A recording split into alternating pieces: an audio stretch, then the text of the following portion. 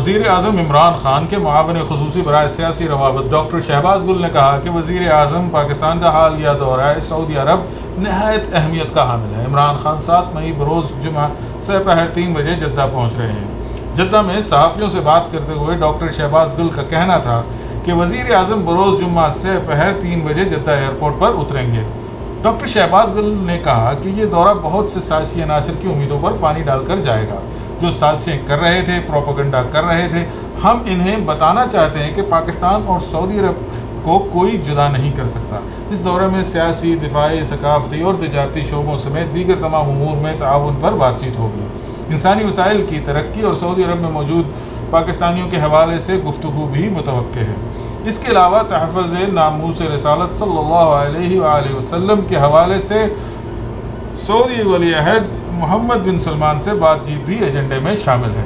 Overseas پاکستانیوں کے بچوں کی اعلیٰ تعلیم کے حوالے سے صحافی کے جواب میں انہوں نے کہا کہ اس شعبے میں مزید بہتری کی گنجائش ہے اور آنے والا دور آن لائن تعلیم کا ہے۔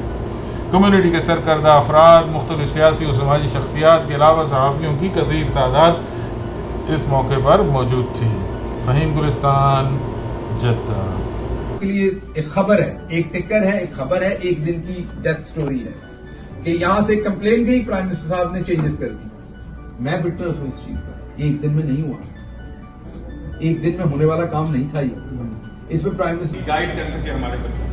دوسرا ہمارے وہاں کی یونیورسٹیز میں ہمارے بچوں کے لیے ایک اسپیشل، ان کو جس طرح اب آن لائن طریقہ روایت ہو گیا تو ہمارے بچوں کو وہاں پہ ایڈمیشن دیے جائیں، بجائے ہم ان کو ہمیشہ ہمیں موو نہ کرنا پڑے۔